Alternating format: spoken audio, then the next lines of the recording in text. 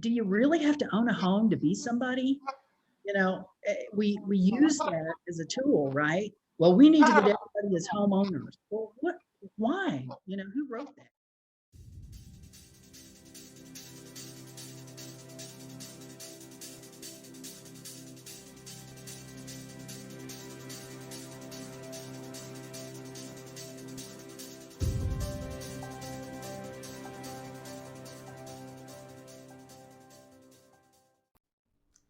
Welcome to Bridging the Potential, intergenerational conversations that change the world.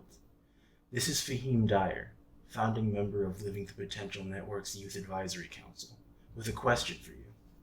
What happens when you bridge the experience, education, and expertise of an elder with the curiosity, energy, and innate wisdom of a youth? It's simple. Everyone grows and the world changes for the better. One conversation, one connection, one collaboration at a time. Today's podcast is no different.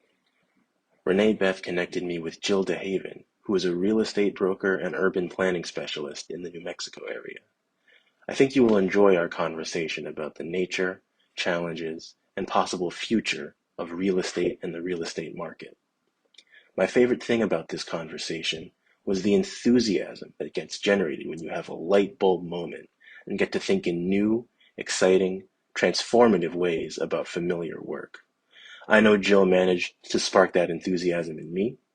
I hope I'm correct in sensing it was mutual, and I think you, the listener, may just find some for yourself in our chat. Hello, this is Renee Beth Poindexter, founder of Living the Potential Network, and your host for today's podcast. When I wrote the book, Living the Potential, Engaging the Wisdom of Our Youth to Save the World, I set out to find creative spaces where we could bring people together who want to hear what the youth have to say. And that's what this podcast is all about. In these conversations, after listening to the youth's concerns and dreams, we connect them with elders or mentors who have experience and wisdom to share and who is open to learning and receiving from the innovative spirit of the youth. And it's a reciprocal learning at its best, because wisdom knows no age. I always leave these conversations inspired, and I think you will too. Today, I have two fascinating people that have a lot in common. And the first person I want to introduce is Jyl DeHaven. She's from Santa Fe, New Mexico, and she'll be interfacing with Faheem Dyer, who's coming to us from New York. Before we get to Faheem, though, I want you to know a little bit about Jyl. Jyl DeHaven is a visionary entrepreneur. She's a public and private profit partnership academic, leader in just about every kind of domain that you can think of. She has a lot of experience in real estate development, urban planning, and workforce development. She has over 30 years of owning companies and 15 years of business and sustainability. She loves change management, easy for me to say, change management and strategic transformation, innovation, and she's got strong interpersonal skills. I think, Jyl, you could probably strike up a conversation with just about anybody, and you love the whole consensus building process. So we're so grateful to have you with us today. Welcome, Jyl DeHaven. Thank you so much. It's a pleasure. It's a pleasure. Yes. I do live in the, people call me living in the Pollyanna world. I refer it to the art of the possible as opposed to Pollyanna. So I love that. Yeah. Art of the possible. Yeah. Well, it's such an amazing experience. And now you're living in New Mexico, but your life has been kind of an interesting journey that's brought you there. Could you tell us a little bit about your background and what you're up to these days and what you're most passionate about? Okay. Well, I was born in New Mexico, Roswell, New Mexico, which probably speaks volumes to my approach on everything, being born in the home of alien world. I lived in New Mexico. I was an oil field brat, moved to Texas, preteens, bounced around various places in Texas. And then found my way back to New Mexico about 8 years ago. There's always been a pull, it's always felt like home. And although I can't say I'll stay here forever, but it's certainly been an enjoyable 8 years. Background wise, I've been in and out of commercial real estate pretty much my whole career. I've never been in residential. It's always been the commercial side. I, for a few years, jumped on faculty at University of Texas at Arlington in their School of Urban Planning and taught sustainability and helped develop their master's program there in sustainability.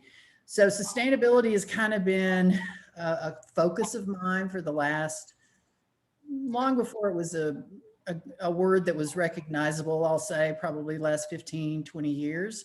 And now it's kind of pushed forward with a new word that is more popular in my mind, which is regeneration. And I'm working to apply that with the skills and knowledge I have in commercial real estate. That's pretty interesting when you talk about the difference between sustainability and regeneration. There's a big distinction. And when you think about that in relationship to urban planning and workforce development, I know those are things that we're all trying to reinvent ourselves now as after coming through this pandemic, and who knows when it's totally going to be, is there ever back to normal? I don't think so. Oh, I hope not. I'd like to think we learned a few lessons over the last 18 months that we're actually ready to kind of shake it off and appreciate that there really are ways to do good and do well and do them simultaneously, as opposed to having to do one before you do the other. And you know, my interest in regenerative anything really stems from the reality that sustainability, when we first talked about sustainability 20 years ago, and even 10 years ago, we had the ability to actually do something like clean energy, recycling, all those things to sustain where we were, and it would be okay. And we didn't do that. And so fast forward, we're now sitting, you know, in the 21st century, year 2021, and we now have to heal what we broke before we can actually sustain. And that's really where the regenerative pieces come into play. So simply being sustainable is not enough. I mean, the pieces are already broken. Now we got to fix the pieces, and when we get enough pieces fixed, then we can, you know, get back into using that sustainable word. You said something about heal. We have to heal what we're growing. We do. We have to heal everything. I mean, there you are in New Mexico, and I understand that back in the day it was all green, and now it's exactly right. This used to be what's called the breadbasket of the United States. We used to produce more food as a state than pretty much any other state. And those that have visited this state in the last 20 years will find that hard to believe because it has definitely turned brown. And there's lots of reasons behind that, and they're all called human, as opposed to, you know, something came out of the sky and blew up, and that's why we're sitting here. But it is a moment on this planet to really appreciate that we all play a role, and we're gonna have to figure out what those roles are, and not playing them or maintaining, you know, standing on the sidelines. It's just not gonna work. I mean, it's all hands on deck right now in whatever you're doing. For me, it's real estate. For others, it will be healthcare or manufacturing or whatever, but everybody's got to jump in and figure this out. Yeah. Well, seems like everybody's going to jump in. You know, when you think about your role in commercial real estate, it brings you in touch with lots of different types of people. You know, the opportunity to actually have a collaboration from different influencers, people that really, you know, have assets that they would like to make a difference in some way. How are you finding that quality of collaboration for the real, let's say, projects that need to be addressed now? How's that working for you? Well, so historically, commercial real estate has kind of been looked at as there's a group of people that play in that arena, and then there's everybody else. And we'll call them the Joe Q public. They, for the most part, really have not looked at commercial real estate. And when I say commercial, I mean pretty much anything, I use the phrase when I meet with people, is your real estate investment a gift or a business? And it should always be a business, because doing gifts with assets only lasts for minutes. And if you actually look at it as a business, you have the ability to really build some wealth, whether it's for yourself or your kids or whatever it is. So just recently, I've been visiting with people, mostly my age, that have grown kids in their 20s that have built a level of wealth to maintain them, but actually want to try to do something to help, their kids get going, because the American dream has changed. The ability to buy a single family home on your own without some sort of help before the age of 50 is really kind of non-existent. And so as a parent, if there are ways to use the model around commercial real estate, which is everything needs to make money. You've got to make your real estate perform. It's a great, it can be a great tool for parents or anybody really, but real estate should perform. We've reached a place really in this country for sure, and really worldwide, that real estate is too expensive to invest in it simply to live in it. That's a luxury. That's not a reality. I was just reading about Elon Musk's new home purchase he just bought in Texas, and he just bought a 400 square foot modular home that he paid $50,000 for, and he sold all of the other houses. And there's some interesting philosophies behind that, which is, he said, it meets my needs. It's all I need to be comfortable. Why would I have all this money tied up in something that, are 30,000 square foot homes with 3 pools? And so I think you're going to see that shift, which is a good thing. But again, even the richest of the rich appreciate that to have your money sitting in something that is a pretty place to live and pain in is not the smartest thing to do. Right. There are other things to do it that you could. Right. But this is a big shift in mindset. Oh, it's huge. It's really big. So the opportunity to really look at what is an asset in the 21st century when we're dealing with climate issues and lack of affordable housing.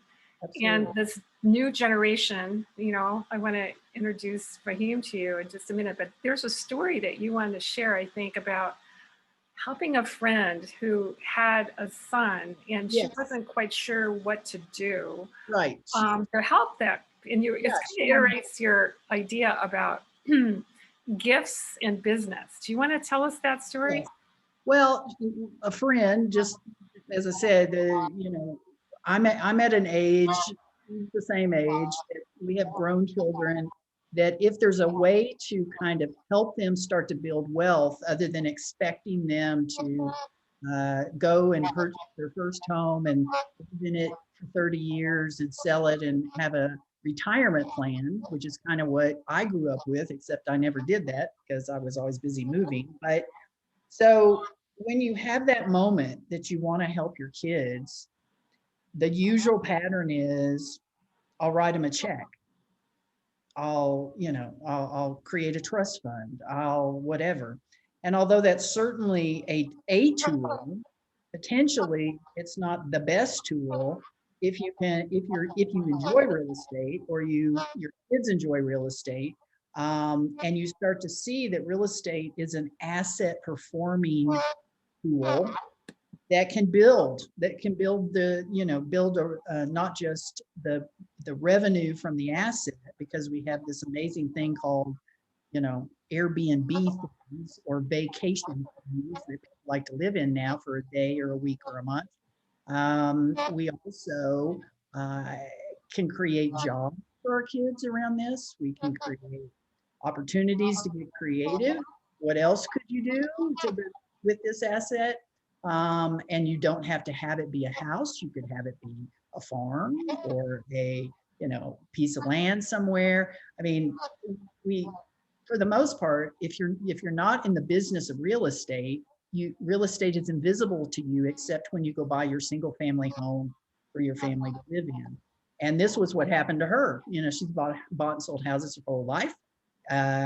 She had a situation that she wanted to, kind of empower her kids a little differently in purchasing a piece of property. Had that moment that as she's telling me this story, I looked at her and said, so is this a gift or is this a business? And it was an aha moment, like we all get to have in various situations, that she didn't want it to be a gift. That didn't feel good, but she had no idea how to make it a business. And so that requires some, folks that actually do speak real estate that can kind of help put that together. But the end result is, instead of handing them shares of stock or handing them a CD or, a trust fund or whatever, it's something that helps everything. It's like an all boats float moment that you've put an asset to work, you've put a person to work, you've created some jobs around that, you've created some revenue streams. I mean, it's like a little mini business that you bought a condo on the beach or whatever. It is a moment of taking the blinders off. Single family purchases to build wealth.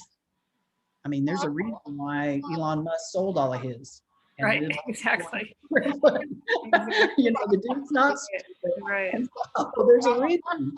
Yeah, there's a reason why single family homes, there is no reason to compete with the Joneses anymore, and that was a driver for years. It was a driver when I was a kid. So your friend, when you told her and you asked her that question, and you said it was like a profound moment. It was like an aha. It was like an epiphany. And as a result of that, it changed not only her life, but her family's life. Well, so think about that. When you start off and the idea is, let's go buy a condo on the beach. It will be so cool. We can go there every summer. And, when it's a dream, when it's boxed into a dream, and then somebody like me kind of blows up the dream and says, well, now, wait a minute. What if this could actually be a business?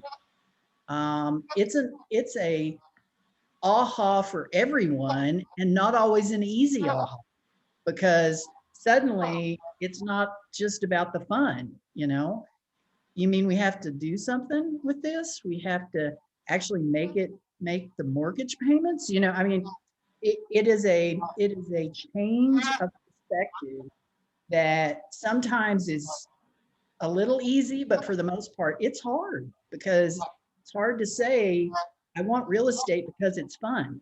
I want to say I have a second home in Santa Fe so that I can go and hang out. Well, that's interesting, but why would, that's wasteful. There's nothing about that you can go, man, that makes the world better. Right, exactly. Right. Exactly. It's like shifting the consumer mindset into being more of a steward of our environment in a powerful way. And I know this resonates really well with Faheem. So Jyl, it's a good time I'd love for you, you and Faheem are just getting connected. So I'd love to bring Faheem into the conversation. So Faheem Dyer, I'd love for you to share a little bit about you and give us a little bit of your background, and then we'll go into a conversation with Jyl. So take it away, Faheem. Sure. So I'm Faheem. I'm 24 years old. I graduated from college, class of 2019. I grew up in the central Maryland area. My father's a New Yorker. My mother's from Oakland. But Maryland is where I call home. And, I sort of grew up, real estate was in the family, in the blood a little bit. My dad was a developer for many years in New York and in Maryland. And I think one of the key turning points for me, key leveling up maybe of my perspective was my senior year of high school. We were living right outside of Baltimore, and the Freddie Gray incident happened, and there was all kinds of unrest and all kinds of hurt in the various communities.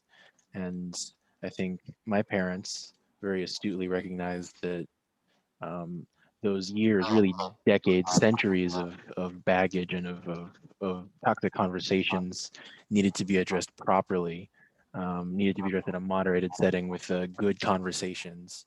And so as I was going off into college and becoming an adult in the world, um, that's sort of what the family was up to, was helping to moderate conversations in a setting of very fraught tension in neighborhoods and in communities. Um, and now I'm working in New York in commercial real estate. Um, and I think I sort of gone into it with this perspective of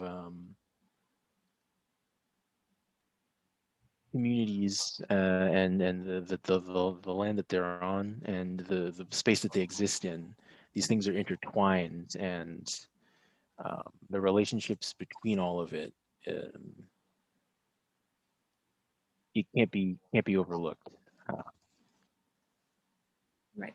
and I do have some questions for Jyl as well. Right. Uh, Well, before we go there, Faheem, I just Yeah. happened to be in an earlier conversation with you today that related to this election that was going on for the mayor of New York that was just happening. And, there's a different type of election that happens in New York that doesn't happen everywhere.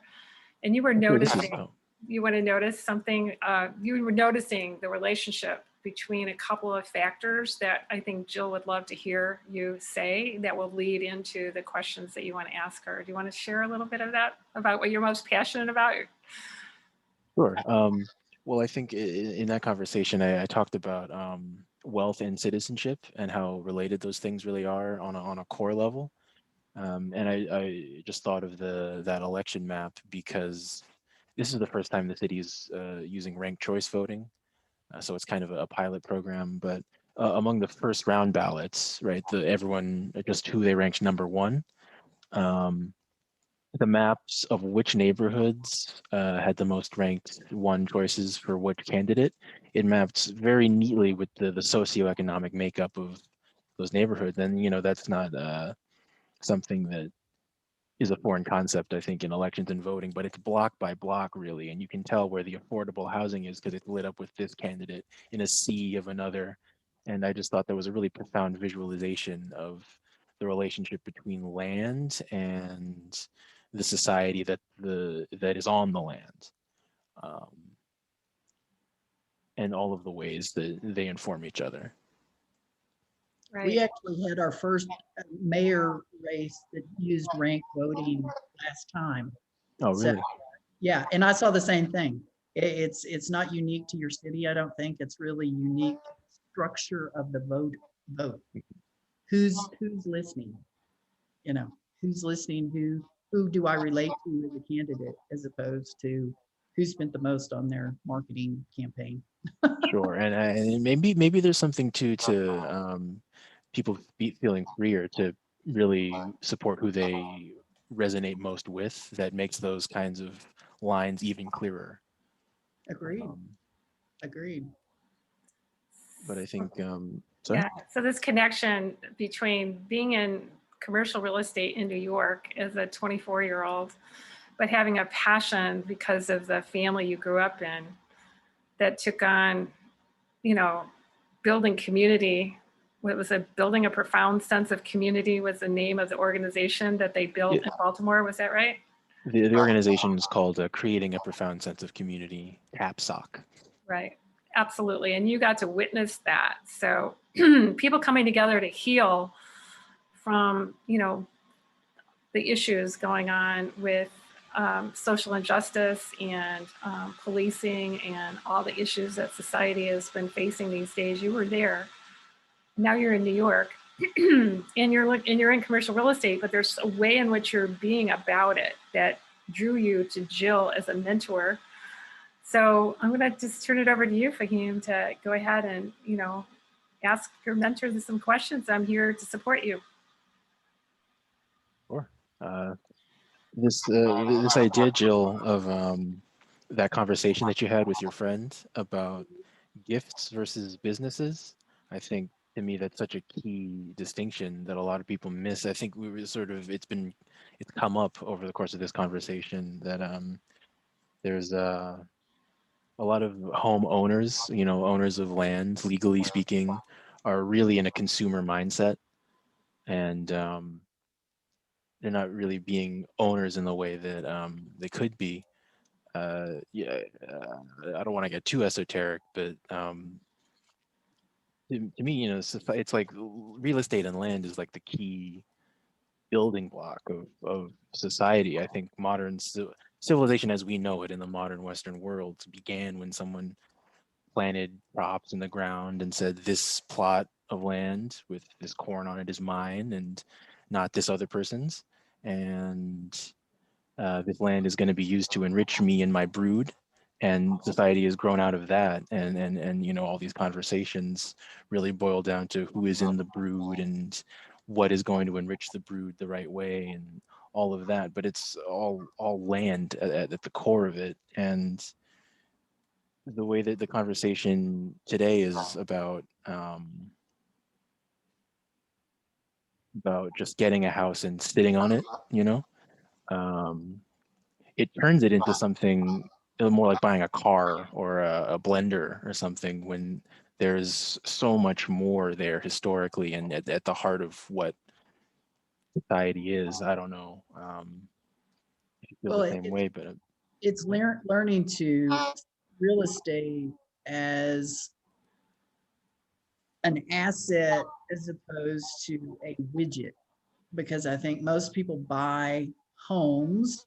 That's usually their one and only purchase of real estate is to invest in their home, whether it's a condo or a house.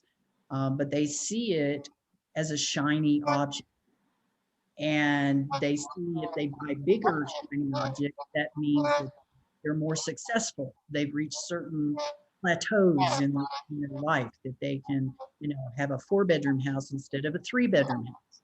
And it's not really necessarily driven by, it's because they have 4 kids and not 3, or, it's not a needs-based thing as much as really an ego thing. And historically, and way before you were even a thought in your parents' minds, um, we use that as a meter of success.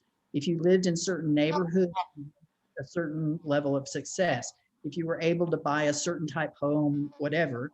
And what's really, I think, happening and needs to happen, and certainly your generation, this millennial generation and Z generation, appreciate that if you have an asset and it doesn't do more than be shiny, you don't need it.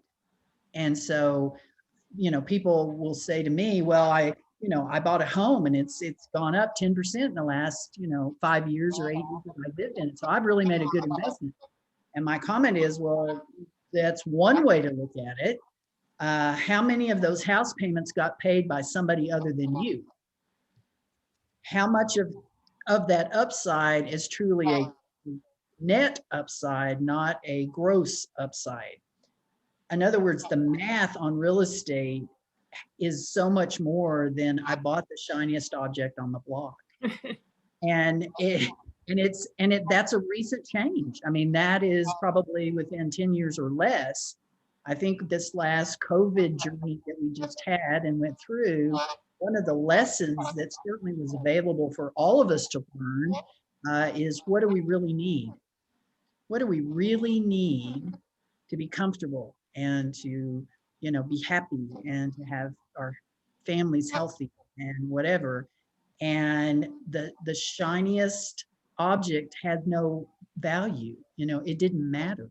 I mean, we're just starting to see the fallout of people not being able to hold on to those shiny objects called homes because they either missed 10 months of house payments or whatever. It is such a huge investment anymore.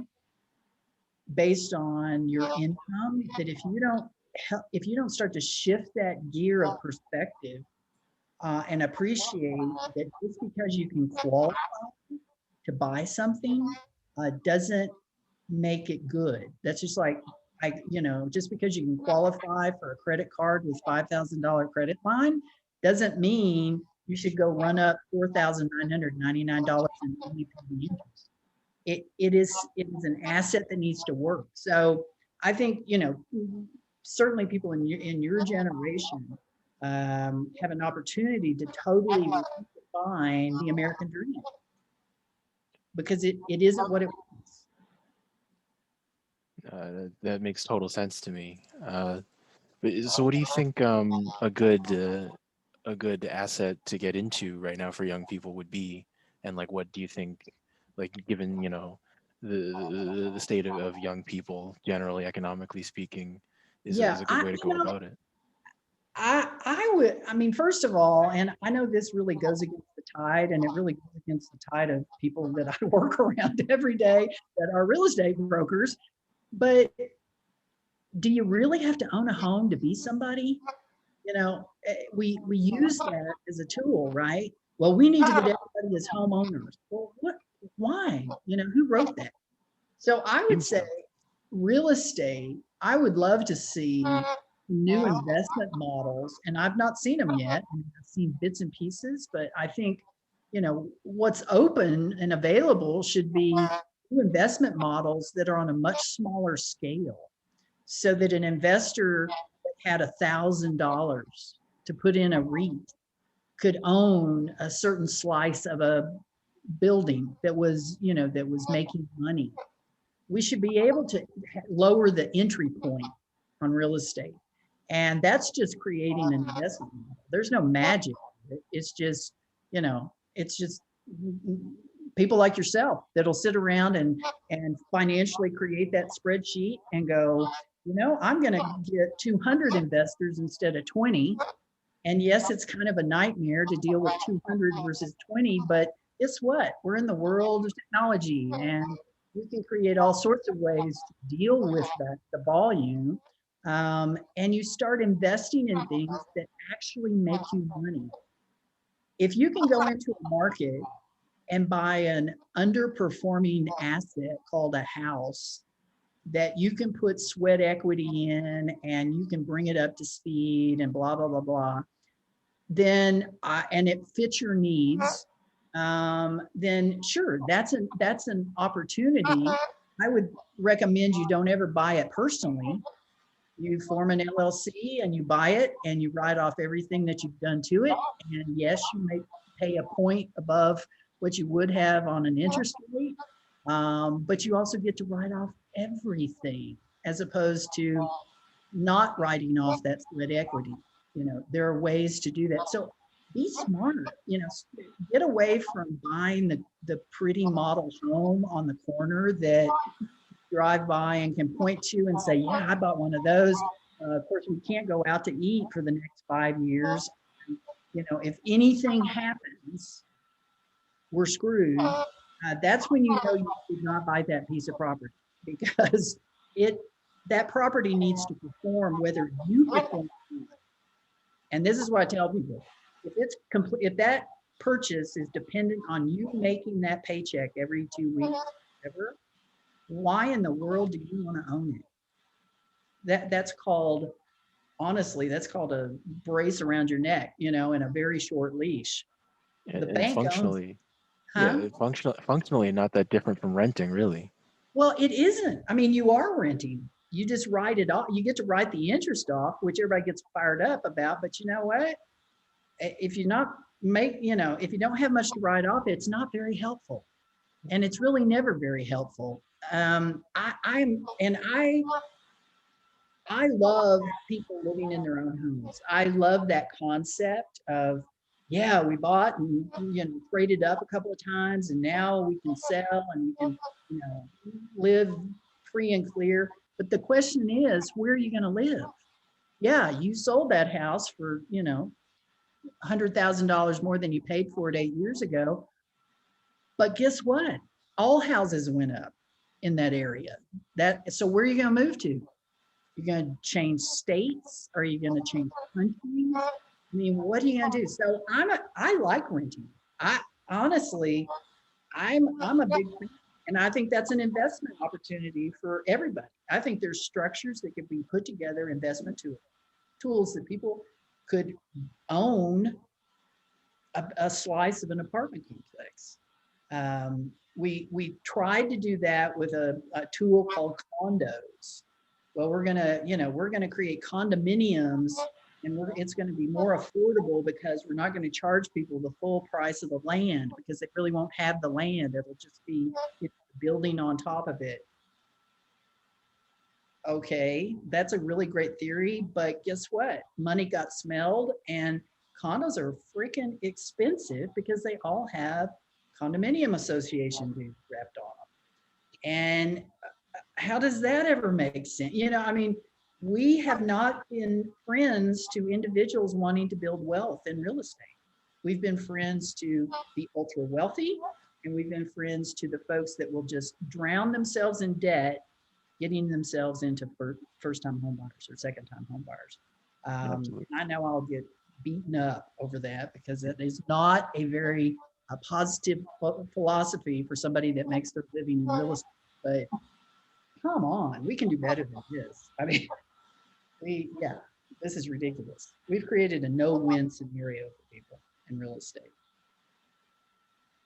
Yeah, and there's a difference between a condominium and you talk a little bit about these a different model for investment.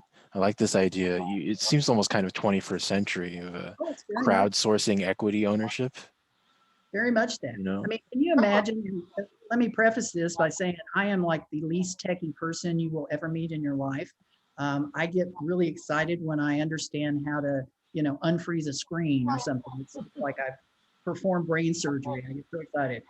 But, can you imagine developing an app that tracks in real time 3,000 real estate investments at various points, and that you can just at any time go, well, you know what? I got an extra $500, or I've got an extra $2,000, or I just got a bonus, or whatever, that you get into. It has a rating, and I mean, there's ways to create that. And then you get to watch it. You get to go get a link, and you can go see what it looks like, and all, and you'll get a little check every couple of months. And I mean, real estate can be really fun. Commercial real estate can be really fun. But this only buy real estate for a place to live, to roof over your head, just be selective. I'm not saying never buy your own home, but don't look at it as your retirement, because you're never going to get there. The bank will get there. The bank retires on your funds every 5 years. They love it. They love all that debt. So just be smart, just look at real estate for what it is, which is a high performing asset.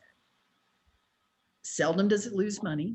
When it does, you need to see what that is. What's happening? What do I need to do? Am I in? Am I out? It's a risk. There's definitely a risk involved, but I'm learning the more I work with people that are really not in this industry at all and never have been, that there is a real gap of a knowledge economy that needs to be fixed, because it's the biggest expense they have in their lives. And it's not even necessarily, I mean, knowledge is definitely a huge part of it, but it's also just no one's thinking of it in that way. They're not in that frame of mind to think this thing that I'm buying could perform for me. And if it doesn't, don't buy it. I don't care how shiny it is. It doesn't matter. Go buy a steak dinner or something. I mean, just don't get caught in the emotion. It is a very hard dance to win at when you're doing it. I'm not saying you can't, but it is way more than it used to be. When I grew up, you bought a house, you lived in it for 3 to 5 years, you sold it, you moved, the next house was a little bigger than the one you just left. You live in it 3 to 5, you sell it, you move, blah, blah, blah.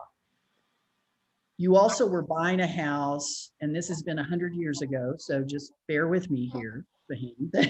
This was not 10 years ago, but 100 years ago. When I was a young person kind of learning this whole reality, the math was you borrowed a third of your annual income. That was your debt load on a piece of on a house. Guess what? You can make that an American dream when it only represents a third of your annual income. The debt, I'm not talking about the payment, I'm talking about the debt. So when you buy a $40,000 house, and yes, there were lovely $40,000 houses 100 years ago, you needed to pay close to $100,000 a year to qualify. When was the last time that's the whole affordable housing conversation. When was the last time we were able to do that? 40 years ago, maybe 50, 40, 30 or 40. And then we turned the equation upside down. Now we buy a $400,000 house with somebody making barely $100,000 a year. How is that wealth building? It simply isn't. It simply isn't. It is no longer the American dream. The math doesn't work. There is no amount of affordable housing that can happen that we will get back to that $40,000 house for that $100,000 income. We can't buy land for $40,000. So let's think of a different way. That doesn't mean the system's broken, but let's reinvent it. Art of the possible, my friend. Art of the possible. Absolutely. And this next generation of would-be home buyers, I guess, would be that canvas. Absolutely. Absolutely.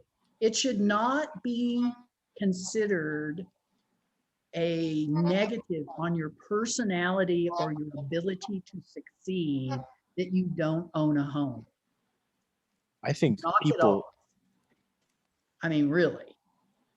That's I think people my age, it's not even considered a possibility, that they're going to own a home. So that stigma's not even there anymore. right. Because But it's just so. it shouldn't even be even in the conversation. I mean, I use somebody will say, well, I bought my first home. Oh, great. Tell me about it. They go through it and I'm thinking to myself, they will be upside down potentially the rest of their life unless they get big hits of increase in salary. And that person that owns, 30 shares of REIT slices of, apartment complexes around the United States, it's getting a $1,000 a month check of revenue. That's the winner. It's not the dude that bought the 4-bedroom house for his one kid and his 3 dogs. And, that's an ego decision. And again, I know I'm going to get beat up about this stuff. But it makes me crazy. It's just like, think it through. Come on. Well, the cool thing about Faheem is that I've heard him share, a project, a passion project, something that he really is looking to create. And I wonder, Faheem, if you want to ask that question as your final question before we go to the close today, about the financial education, literacy. Who's going to train? Who's training these people, and how are we going to train them? I think that was one of your. I don't know. I don't want to put words in your mouth, but it seems like it's related to something that you're passionate about, Faheem, that you might want to ask Jyl about. Yeah, absolutely. I think going to the sort of point about frame of mind for young people, it ties into, I don't know if it's necessarily education or what, but there's obviously the opportunity is not so much in the typical idea of home ownership, that kind of status, symbolic sort of, I have this and this is mine and I'm going to sit on it thing, but it's in that kind of ownership of revenue generating assets. The thing is, people are still they're still stuck in the aftermath of the death of that American dream idea. They're not thinking about other ways to make land perform and to be looking at the real estate market in that way. And I think what seems like the necessary thing is to how to spread that awareness and how to spread sort of some basic experience in doing that, especially to this new generation of people that, you know, absent a replacement for this idea that's not tenable anymore, are gonna just, they're SOL. Oh, agreed. Agreed.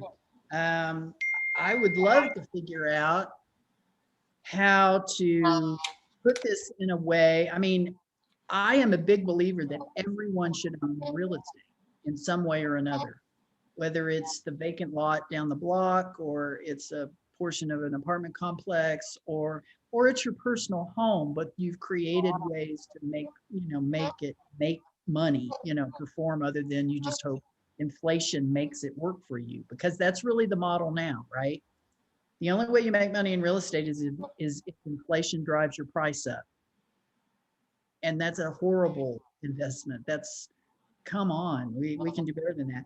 I mean, I'm all for doing anything. I'm all for putting together some concepts around different structures of REIT investments. I'm all for creating informational podcasts like this one of, you know, let's talk about how to take it from a gift to a business. Let's talk about that. Let's really appreciate that one of the most interesting and potentially rewarding assets we have as an investment community, any size on this planet, is real estate.